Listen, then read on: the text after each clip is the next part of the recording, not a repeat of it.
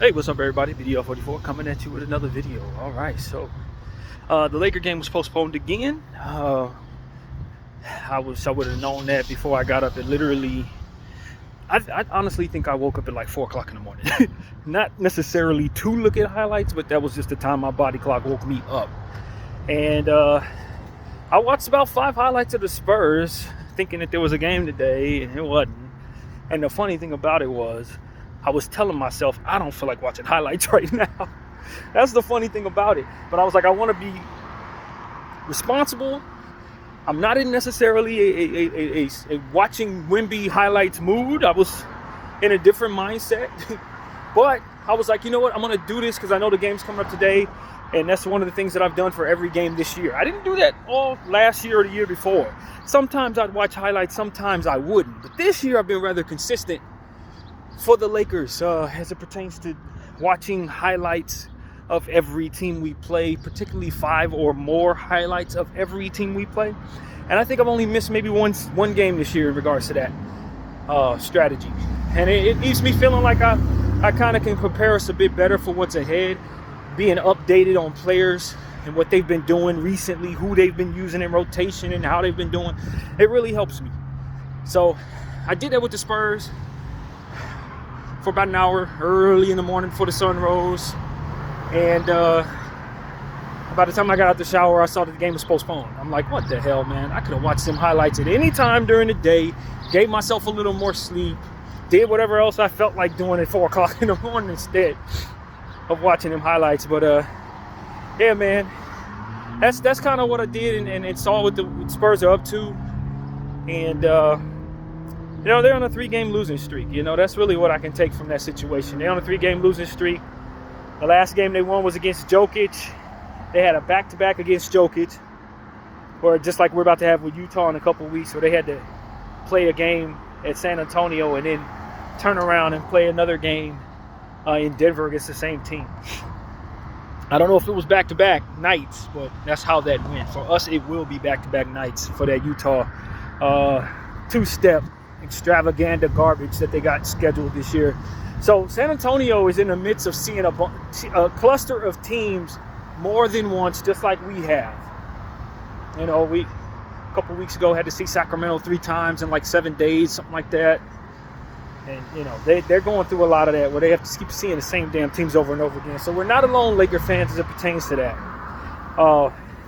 And they split the matchup, so we definitely don't want them to split the matchup with us, because I failed to mention, and although most of us, I think we know this, we got a 2-step with San Antonio right now. This game today was supposed to be against San Antonio, and in the game on Tuesday, I believe it is, or Monday, I forget if it's either Monday or Tuesday, is against the Spurs.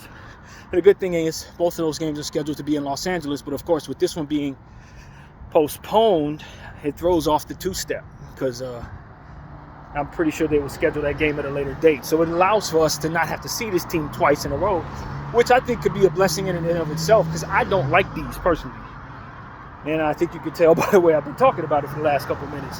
I'd like a variety of teams, see a different team regularly. Cycle through the teams. And then if I see a team maybe early in the season, I don't have to see them till midway through the season, and then once at the end of the season, that type of thing is what I prefer. Not these clusters that they've been hoisting every team into this year. Ridiculous scheduling and stuff. So this kind of throws one of those out of the window, and hopefully we'll get a Spur game at home far down the road. So yeah, that counts 2 games that have been postponed, of course, because of the LA fires, which are still burning hot, man. It's not slowing down. Last I checked, the Palisades fire specifically is only 11% contained about an hour ago. So that'll tell you we're not even approaching halfway out of the woods, which means there will be more evacuations. And the way the winds are blowing, and the fact that there ain't no rain coming down, and the fact there's more fires spreading in different spaces, and new people being evacuated, I think it's a decent chance, if not a pretty good chance, that the next game is going to be postponed as well, ladies and gentlemen. So I want to brace y'all for that. I think both of these Spur games could be postponed.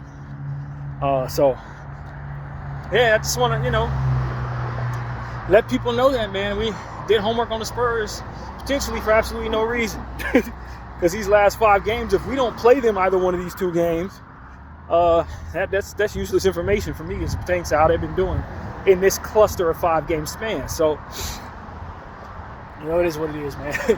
But yeah, so it's more or less we're waiting to hear how Vanderbilt did. I didn't get any word on how Vanderbilt looked in practice or if he was ready to go for both practices yesterday. I never did hear back. Personally, maybe that information is out there, but I haven't seen it. So, just want to say that I'm very thankful that these games are, that the NBA is considering our city and allowing for our team to kind of focus on what needs to be focused on. I understand that not only JJ lost his home, our coach, but several other people in the staff lost their homes as well. So, and the NBA is considering us. I'm sure the Clippers are affected in some way. I don't follow the Clippers, but I would only imagine they are. So, it's a good thing that the NBA is kind of giving the LA's teams a break right now, respecting that this is a real thing that we're dealing with right now that doesn't seem to have any expiration date on it. It would be great if we could say, okay, the fires are behind us, now we're recovering, but that's not what's going on right now. So, yeah, it's to be determined, and judging by the pace of this thing and the winds that are picking up where the fires are, I just really think that we're far away from this thing being done, and who knows how much of these fires are going to consume the city of Los Angeles. And so that's what it is, man. I just, as a Laker fan, I'm very thankful that our league is considering us. As an Angelino, I'm very thankful for all of the first responders coming in from all over the world, all over the country.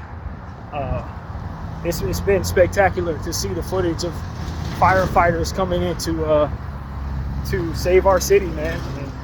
And we need all the help we can get. That's just what it is, man. So, yeah, I just want to send my prayers out to those who are dealing with this, people who are uncertain about things. It's a lot of different types of stresses that come with this type of thing. And the people who have already been dealing with this, who've lost their homes, having people who've been displaced now living in your home as you welcome the doors for them to step in and be there for them. And then there's the people who are waiting to see if this thing is going to come down the road to hit them. And that's what a lot of people are living in angst. And that's a whole different type of stress right there. So, a lot of us are Laker fans, NBA fans, and we want to paint the picture out. As an Angelino, I want to paint the picture out for y'all to understand that, I think a lot of people would be happy to watch these games tonight to kind of get their minds off of things. But there's a lot of other things that go into it, unfortunately. As we mentioned in yesterday's video, the fact that if you have these sporting events, they can tend to clog the streets, where otherwise they need to have the free motion of fire trucks and first responders to be able to kind of freely go through the streets. You don't want sporting events kind of clog the streets in a way.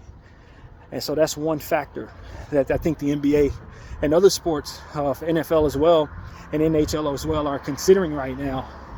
And so it's probably just best that we don't have 15,000 people coming in for sporting events and stuff like that.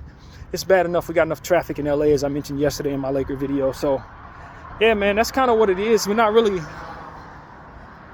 thinking about basketball.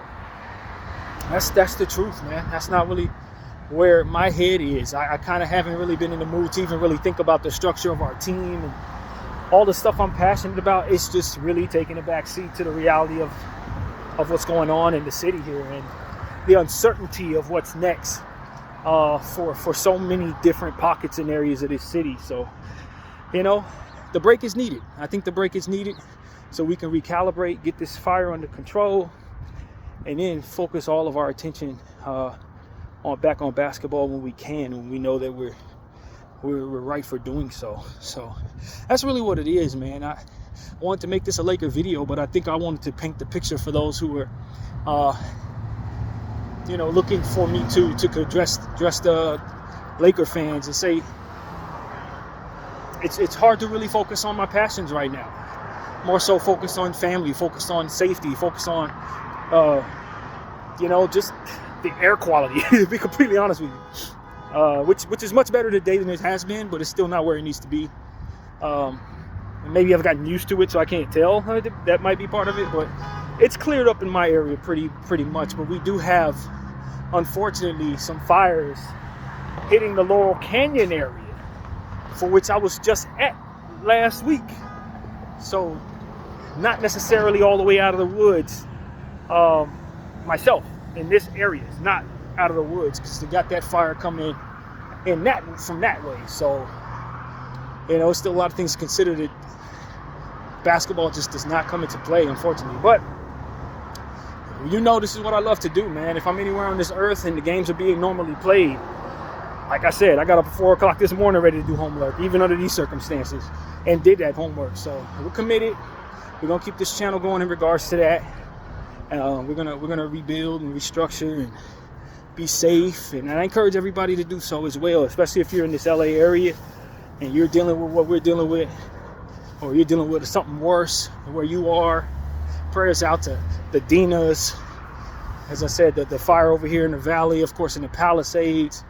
I hear UCLA is at risk at this point. It's just insane, man.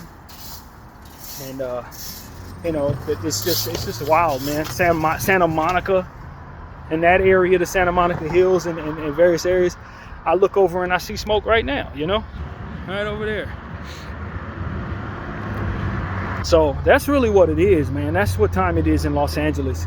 We love to get back to what we do best and what we focus on, and the structure of our team. And Lord knows our team comes through. When we went through some of our worst times, our team came through and played great ball and even won a championship when we lost Kobe.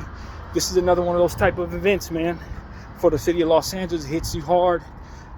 Hundreds of thousands of people being displaced. Not really sure what's next, man, but we know we got our teams. We know we got each other, and we know we have you guys too supporting us. So I want to thank everybody who is, and we're just going to continue to stay safe, man, and follow what the instructions are for what will keep us whole. And that's really what it's about, man. And as I've said in many videos recently, if they tell you to get out, man. If they tell you to move on from your home, do it fast. Think about yourself, think about your loved ones.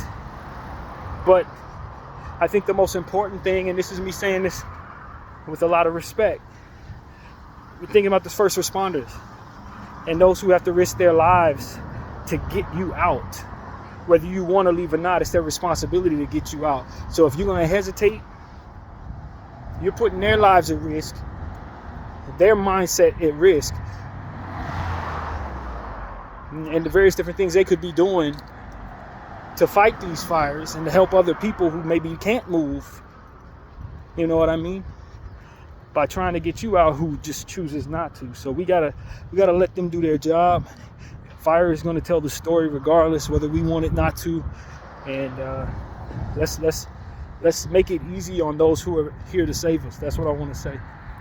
So that's pretty much what I have to say, man. I'll make another video, a therapy session video, talking a little more about how I feel about things. But I wanted to address the team and just tell everybody I'm doing all right. We're hanging in there. These fires are still burning, but LA's strong. We still stand, man. BDF 44. I thank y'all for watching.